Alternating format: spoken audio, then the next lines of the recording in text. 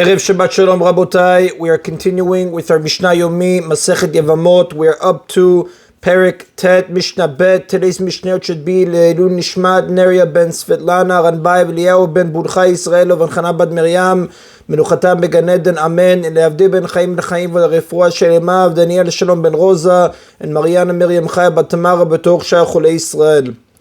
This Mishnah is a continuation of yesterday's Mishnah and gives examples of the other three sets of relationships. It begins with examples of the second set. These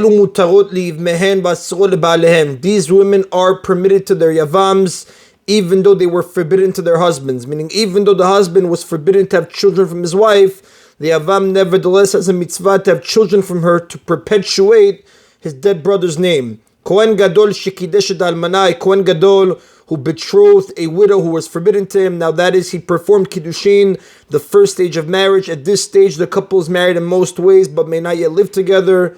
V'yesh lo ach kohen idiot, and he has a brother who is an ordinary kohen who is permitted to marry a widow and may perform yibum with her after her husband's death. Now the Mishnah specifies that the Kohen Gadol performed Kiddushin with the widow, but not nisuin, the final stage of marriage. Had he done so and cohabited with her, he would have made her a chalala who may not marry even the ordinary Kohen and is forbidden to his brother. So the Mishnah actually mentions this case in the third set, but for now the Mishnah is specifying that the Kohen Gadol performed Kiddushin with the widow, but not nisuin. Kasher shenasa chalala, or an eligible Kohen who married a chalala who was forbidden to him.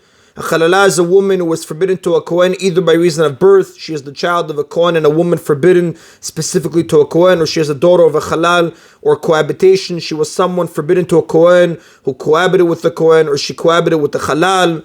V'yesh lo ach halal, and he has a brother who is a halal, who is permitted to marry a halal, and he can perform yibum with her. Since he is the disqualified Kohen, he is permitted to marry a halala the same as any non-Kohen.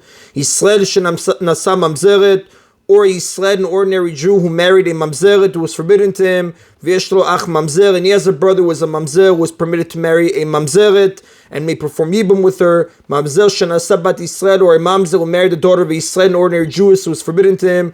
V'yesh lo ach Yisrael, and he has a brother who is a legitimate Yisrael who was permitted to marry her and can perform yibum with her.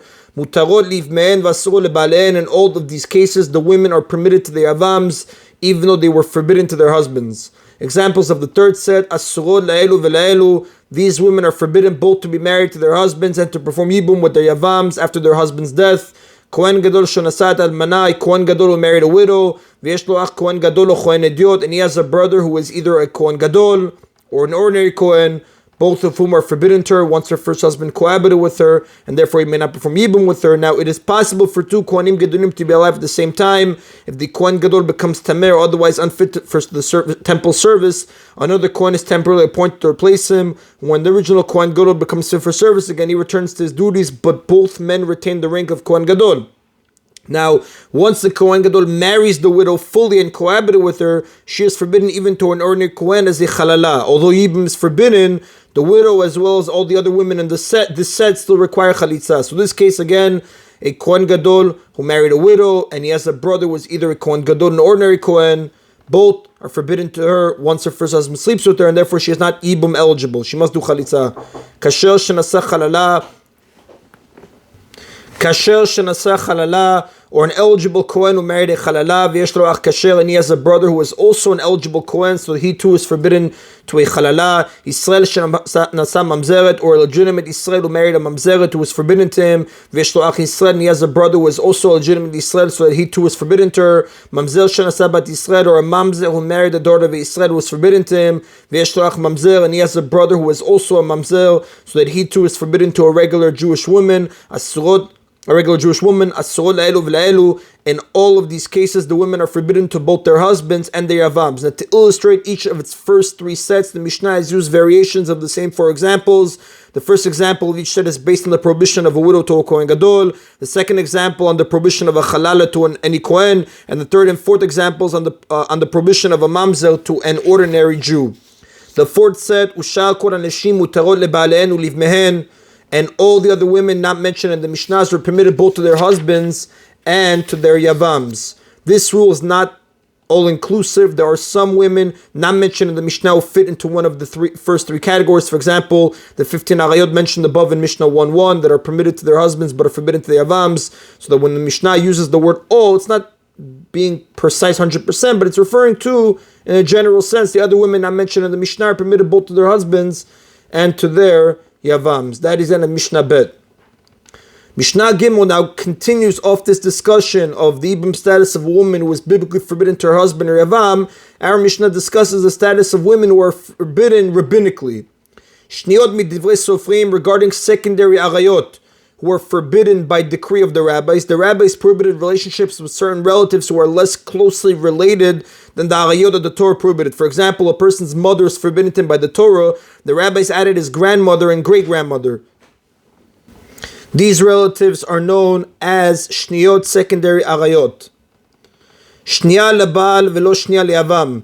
If a woman is a secondary erva to the husband, but not to the avam, for example, the two brothers have the same father but different mothers. One of them married his mother's mother, who was forbidden as a secondary erva to him. If he dies childless, she falls for ibum to the other brother, who is not related to her at all. Asura labal umuter le'avam. Then she is forbidden to the husband, but permitted to the avam. Although the first marriage was forbidden rabbinically, it was binding, and so she may be taken in ibum. Shniya le'avam v'lo shniya lebal. If a woman is a secondary erva to the avam, but not to the husband, for example, one of the two brothers who share a father but not a mother married the other one's grandmother, mother's mother, who was unrelated to him and therefore permitted. If he dies childless, she is forbidden rabbinically to his brother the avam, who is her grandson. Then she is forbidden to the avam but permitted to the husband. Although under biblical law she is a full-fledged yevamah, the rabbis prohibited the avam to perform yibum with her. Instead, chalitza must be performed like the Mishnah taught in chapter 2, Mishnah 4. Shniya lezeh v'lazeh. If a woman is a secondary erva to both the husband and the avam, for example, both brothers have the same father and mother, one of them married his grandmother and died childless, she then falls for yibum to the other brother who is also her grandson. So both the husband and the avam are secondary arayot to the woman. Asura lezeh v'lazeh. Then she is forbidden rabbinically to both. She may not marry either brother, and if she did marry one of them and he dies without children, she may not be taken in yibum by the other brother. Here too, even though yibum may not be performed, chalitza is required. If a man married a secondary erva in violation of the rabbinic prohibition, even though the marriage is valid, the rabbis penalized her by depriving her of certain marital benefits. They did so to encourage her to leave her husband to whom she is forbidden, or to discourage her from marrying him in the first place. It's not worthwhile for her to be married to someone from whom she has no marital benefits. And la lo ketubah, she, the secondary erva, receives from her husband neither the payment of her ketubah. The ketubah is the marriage contract in which the terms of the marriage are recorded. The Mishnah here refers specifically to the payment awarded to the wife in the event of divorce or death of the husband, 200 zuz, or property worth that amount. If she was a virgin at the time of their marriage, that's 200, or 100 zuz for a non-virgin. A wife who is a secondary erva is not entitled to this payment. However, she's entitled to whatever additional payments the husband voluntarily agreed to add, but this she is not entitled to. Velo perot, nor does she receive payment for the produce of her property that her husband has used. The Mishnah is referring to the produce that the husband took from the melog property she brought into the marriage. Under this arrangement, the husband is entitled to enjoy the produce or profits of the property, but he may not diminish the principal. The property itself remains hers to be returned to her intact in the event of divorce or the husband's death. So the Mishnah teaches that if a man married a secondary erva, even though he may not use the produce of her property because their marriage is forbidden, in the event he did use it, he does not have to pay her for it at the end of their marriage. Just as the rabbis penalize a secondary erva by depriving her of the primary ketubah obligation to the 200 or 100 zuz, they also denied her compensation for the produce that was taken, which is a condition of the ketubah. V'lo mizonot, nor does she receive food from her husband. A husband is obligated to provide his wife with food or money for food, but a man married to a secondary erva is not obligated to support her, since they are forbidden to each other and must get divorced. Even if he traveled overseas and she was forced to borrow money to feed herself, he does not have to repay the debt.